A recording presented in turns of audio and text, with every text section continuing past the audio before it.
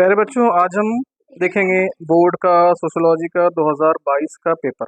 2022 में जो सोशियोलॉजी का पेपर हुआ था वो पेपर आज हम सॉल्व करने जा रहे हैं। कुछ ही दिनों के बाद आपका सोशियोलॉजी का पेपर होने जा रहा है और हमको पता है कि क्वेश्चन जो है रिपीट होने के चांसेस बने रहते हैं। इस नुक्ते नज़र से आज का ये वीडियो आपके लिए बहुत इंपॉर्टेंट है, इसलिए वीडियो को लास्ट तक ज़रूर देखें। तो चलिए शुरू करते हैं। सवाल नंबर 1 का अलिफ, मंदरजा झैल बयानात की खानापुरी कौसैन में दिए गए अल्फाज से मुनासिब लफ्ज़ चुनकर लिखिए। नंबर 1 है श्वेतांबर और दिगंबर दोनों जैन मज़हब के फ़िरके हैं। नंबर 2, 55% से ज़्यादा कबायली आबादी भारत के वस्ती हिस्से में रहते हैं। नंबर 3, भारत ने 3 लिसानी फार्मूला इख्तियार किया है। नंबर 4, काम के तरीके में आसानी पैदा करने के लिए कंप्यूटर निज़ाम का इस्तेमाल करने को डिजिटलाइजेशन कहते हैं। नंबर 5, तालीम हासिल करो और मुनज़्ज़म हो जाओ और एहतिजाज करो, शिका संगठित हुआ और संघर्ष करा का पैगाम डॉक्टर B.R. अम्बेडकर ने दिया। इसके बाद बा, गलत जोड़ी को दुरुस्त करके दोबारा लिखिए। जोड़ी नंबर 1 देखते हैं। इसमें नंबर 2 लंगर त्यौहार, ये जोड़ी गलत है। इसका सही आंसर रहेगा, सही जवाब जो रहेगा लंगर, सिख मज़हब। लंगर का ताल्लुक जो है वो सिख मज़हब से। नंबर 2 में देखते हैं जोड़ी नंबर 3, 3 दर्जाती निज़ाम, इंटीग्रेटेड रूरल डेवलपमेंट प्रोग्राम, ये जोड़ी गलत है। सही जोड़ी आएंगी 3 दर्जाती निज़ाम, पंचायती राज। नंबर 3 में जोड़ी नंबर 2 देखिए, मज़हब की बुनियाद पर तशद्दुद, दहशतगर्दी, ये जोड़ी गलत है।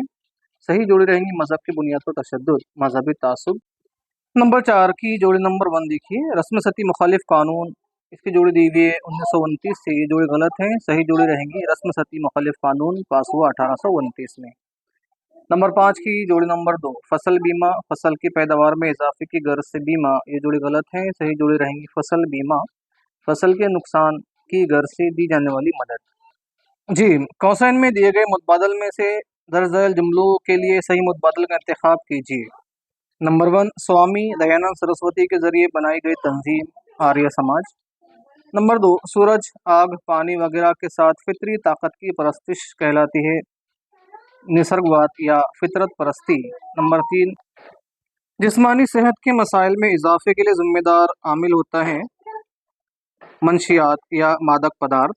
नंबर 4, 1991 में नई माशी पॉलिसी के वक्त भारत के वजीर खजाना वित्त मंत्री थे doctor Manmohan Singh. Number 5, depressed class education society की स्थापना की डॉक्टर बाबा साहब अम्बेडकर ने। अनटचेबल्स या अछूतों के बीच शिक्षा का प्रसार करने के लिए 14 जून 1928 को डॉक्टर बाबा साहब अम्बेडकर ने डिप्रेस्ड क्लास एजुकेशन सोसाइटी की बुनियाद रखी। उसके बाद देखते हैं दाल, खत कशीदा अल्फाज को दुरुस्त करके जुमले दोबारा लिखिए। नंबर 1 है जालंधर, इस शहर में सोने का मंदिर गोल्डन टेम्पल तामीर किया गया। खत कशीदा लफ्ज़ है जालंधर, इसकी जगह आएगा अमृतसर।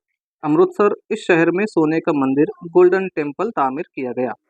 नंबर 2, नई माशी पॉलिसी को LPG पॉलिसी के तौर पर शोहरत हासिल है। नंबर 3, भारत छोड़ो करारदाद 1942 में पास हुई। नंबर 4, कबायली की जगह आ जाएगा देही या ग्रामीण, देही बिरादरी में जात पात के निज़ाम का असर नज़र आता है।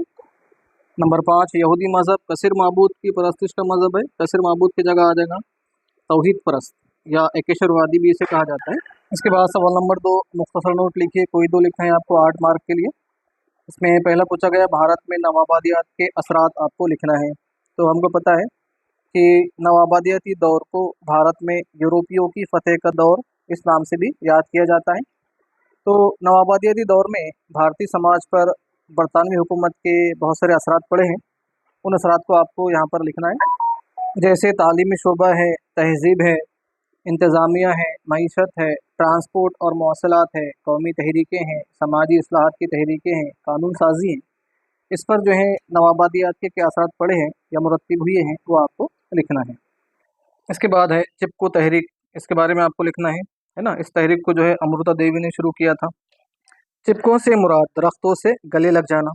इस तहरीक में ख़वातीन ने बड़े जोश खरोश के साथ जो हिस्सा लिया था। यहाँ जो है चिपको तहरीक से मुतालिक कुछ मालूमात जो है दी हुई है। इसके बाद नेक्स्ट है आलमगीरियत की खसूसियात आपको बयान करना है। हम जानते हैं कि भारत में आलमगीरियत का अमल 1991 में शुरू हुआ, जिस वक्त जो है डॉक्टर मनमोहन सिंह जो है भारत के फाइनेंस मिनिस्टर थे, अर्थ मंत्री या वजीर ख़जाना थे। ये एक ऐसा अमल है जिसने हिंदुस्तान की मईशत के लिए सारी दुनिया के दरवाज़ों को खोल दिया था। तो आलमगीरियत की खसूसियात में आप आज़ादाना उसूल, निजी कारोबार, मार्केटिंग और तरक्की याफ्ता मुल्कों का ग़लबा, इन नुकात को मद्देनज़र रखते हुए आप आलमगीरियत की खसूसियात को बयान कर सकते हैं।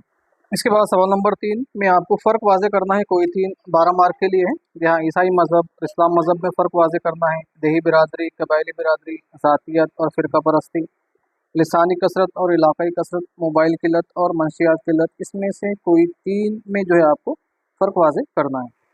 इसके बाद सवाल नंबर 4, दर्ज झैल नज़रियात को मुनासिब मिसालों के ज़रिए बयान कीजिए। कोई 2 8 मार्क के लिए है। नंबर 1, वर्ण निज़ाम। हम जानते हैं कि वैदिक दौर में वर्ण का निज़ाम राइज था। वैदिक कालीन समाज को ब्राह्मण, क्षत्रिय, वैश्य और शूद्र, इन 4 वर्णों में जो है बांटा गया था, तकसीम किया गया था। इस 4 जमाती दर्जाबंदी में ब्राह्मण पहले दर्जे पर थे, दूसरे दर्जे पर क्षत्रिय, तीसरे दर्जे पर वैश्य और आखिरी दर्जे पर शूद्र लोग थे। पहले 3 दर्जे वालों ने खुद को ऊपरी या आला वर्ण कहना शुरू किया। मसलन ब्राह्मण लोगों का काम तालीम हासिल करना, पढ़ना या पुजारी बनना था। इन्हें सबसे ज़्यादा ज़हीन समझा जाता था। दूसरे दर्जे में क्षत्रिय लोग शामिल थे। ये हुक्मरां और जंगजू लोग थे। इनका काम रियासत की हिफाजत करना होता था। तीसरे दर्जे में वैश्य लोग शामिल थे। ये दुकानदार, ताजिर और किसान लोगों का गिरोह था। और चौथे और आखिरी दर्जे में शूद्र लोगों को रखा गया था। इन्हें तालीम हासिल करने का कोई हक हासिल नहीं था। इनका काम सिर्फ साफ सफाई करना होता था। उसके बाद है जदीदियत। जदीदियत से मुराद तरक्की याफ्ता जो समाज होता है, उन तरक्की याफ्ता समाज की नकल करना जदीदियत कहलाता है। जदीदियत जो है ये समाजी तब्दीली का अमल है। जदीदियत का मिजाज साइंसी है। इस तरह से जो है आपको जदीदियत के बारे में लिखना है। मुनासिब मिसालों के ज़रिए से जो है आपको इस नज़रिए को जो है बयान करना है। तीसरा है डिजिटलाइजेशन। हम जानते हैं कि आज का दौर जो है वो डिजिटलाइजेशन का दौर है। हम आज देखते हैं कि मुलाजिमत या जॉब की दरख्वास्तों के लिए, एप्लीकेशन के लिए कंप्यूटर का इस्तेमाल किया जाता है। तो जॉब या मुलाजिमत की दरख्वास्तों के लिए कंप्यूटर का इस्तेमाल करना डिजिटलाइजेशन कहलाता है। कंप्यूटर की मदद से बहुत सारे शोबों को डिजिटलाइज किया गया। मसलन तालीमी शोबों में, बैंकों में, महसूल, इनकम टैक्स और मार्केटिंग वगैरह में इसका इस्तेमाल किया गया। इसके बाद सवाल नंबर 5 का अलिफ शबकी खाका मुकम्मल कीजिए। इसमें समाजी तहरीक के असबाब जो है आपको बताना है। तो समाजी तहरीक की वजूहाती असबाब के अंदर आप लिख सकते हो सकाफ़ती खलीज, समाजी बदनज़मी, समाजी नाइंसाफ़ी और मेयारी ढांचे में सख्ती। ये सब जो है तमाम जो है ये समाजी तहरीक के असबाब है। उसके बाद सवाल नंबर 5 का बा, दर्ज झैल बयानात सही हैं या गलत, वजह के साथ लिखिए। कोई 2 8 मार्क के लिए। हर झैली सवाल के लिए 3 नुकात ज़रूरी है। यहाँ जो है सही या गलत बताने पर आपको 1 मार्क दिए जाएंगे और उसकी वजह पर 3 मार्क। इस तरह से 4 मार्क जो है एक जो है सवाल पर रहेगा। पहला जो सवाल है, माशी अदम मसावात का समाज पर असर नहीं पड़ता। ये बयान जो है गलत है, क्योंकि माशी अदम मसावात का समाज पर असर पड़ता है ना। जैसा समाजी नाबराबरी जो है समाज के लिए बहुत ख़तरनाक है। इससे समाज में 2 तबकात के दरमियान बेचैनी पैदा हो जाती है। माशी अदम मसावात से समाज में कुछ लोग तमाम ऐश व आराम का मज़ा लेते हैं, जबकि कुछ लोग इससे महरूम रहते हैं। अदम मसावात से परेशान लोगों में बेचैनी पैदा होती है। समाजी नाबराबरी कौमी यकजहती के लिए काफ़ी नुकसानदेह है। भारत में अमीर गरीब, तालीम याफ्ता गैर तालीम याफ्ता, अदना आला लोगों में काफ़ी फ़र्क जो है पाया जाता है। इसलिए हम कह सकते हैं कि माशी अदम मसावात का समाज पर असर पड़ता है। इसके बाद नंबर 2 है आलमगीरियत की वजह से बहुत सारे मसाइल दरपेश है। तो यह बयान सही है, क्योंकि आलमगीरियत की वजह से मुल्की कंपनियों का नुकसान होगा। मुल्की कंपनियों को माशी मसाइल से दो चार होना पड़ेगा। इसी के साथ साथ तालीम याफ्ता बेरोज़गारी में इजाफा होगा। प्राइवेटाइजेशन की वजह से तालीम याफ्ता अफराद बेरोज़गारी का शिकार हो जाएंगे। इसी के साथ साथ किसानों की खुदकुशी सामने आएगी। मगरबी तहजीब को उरूज हासिल होगा, है ना। ग्लोबलाइजेशन के ज़ोर से मशरक़ की जो तहजीब है वो सिसक कर सांस ले रही है। ये जो है हम इसके अंदर लिख सकते हैं, इसके वजूहात में लिख सकते हैं। नेक्स्ट नंबर 3, जदीद सनतें मुनाफा हासिल करने की गर्ज से कायम की गई है। तो ये बयान सही है। इसकी वजह में हम लिख सकते हैं कि ज़्यादा से ज़्यादा मुनाफा कमाना सनअती आने की सबसे बड़ी खूबी होती है। मुख्तलिफ़ सतह पर हुनरमंद और गैर हुनरमंद मज़दूरों का इस्तेमाल करके कम वक्त में इंतहाई मज़बूत और सस्ती चीज़ें सारिफ तक पहुंचाई जा रही है, जिससे ज़्यादा से ज़्यादा मुनाफा हासिल हो रहा है। सार्फिन यानी यूज़र्स, इस्तेमाल करने वाले उपयोगकर्ता, तो सार्फिन को अपनी तरफ राग़िब करने के लिए मुख्तलिफ़ इश्तिहारात और एडवर्टाइजमेंट का सहारा लिया जा रहा है। तो हम कह सकते हैं कि जदीद सनअतें जो है मुनाफा हासिल करने की गर्ज से कायम की गई है। नेक्स्ट सवाल नंबर 6, दरअसल इक़्तिबास का मुताला कीजिए और ज़ैल के सवालों के जवाबात लिखिए। तो यहाँ पर एक इक़्तिबास दिया हुआ है, पैराग्राफ दिया हुआ है, इसको पढ़कर जो है आपको सवालात के जवाबात लिखना है। 6 मार्क के लिए पूछा जाता है ये। नेक्स्ट अपने ख़यालात का इजहार कीजिए, कोई एक 4 मार्क के लिए है, पर्सनल रिस्पॉन्स और क्वेश्चन है, इसको करना ही चाहिए, है ना। दिए गए जो क्वेश्चन है उससे रिलेटेड अपने ख़यालात का इजहार करना चाहिए, इस पर मार्क मिलते ही मिलते हैं। इसके बाद सवाल नंबर 7, दरअसल में से किसी एक सवाल का तफसीली जवाब 150 से 200 अल्फाज में लिखना है। 10 मार्क के लिए सवाल पूछा जाता है। सवाल नंबर 1, शहरी बिरादरी के मुख्तलिफ मसाइल दरपेश हैं, किसी 5 मसाइल का जिक्र करते हुए मसाइल को हल करने की तदाबीर बयान कीजिए। तो चैप्टर नंबर 2 जो है हमारा भारतीय समाज के हिस्से, इसमें से शहरी बिरादरी, देही बिरादरी, कबायली बिरादरी, इस पर प्रश्न पूछे जाते हैं, सवालात इस पर रहते ही हैं। इसलिए कबायली बिरादरी, देही बिरादरी, शहरी बिरादरी, इनके मसाइल और उन मसाइल को हल करने की तदाबीर, इनकी खुसूसियात, इसको अच्छे तरीके से याद कर लें। इसके बाद नेक्स्ट है नंबर 2, लत या एडिक्शन की मुख्तलिफ़ किस्में होती हैं, इसके असबाब और असरात तफसील से वाज़े कीजिए। तो यहाँ पर जो है लत या एडिक्शन के असबाब और असरात जो है तफसील से लिखना है।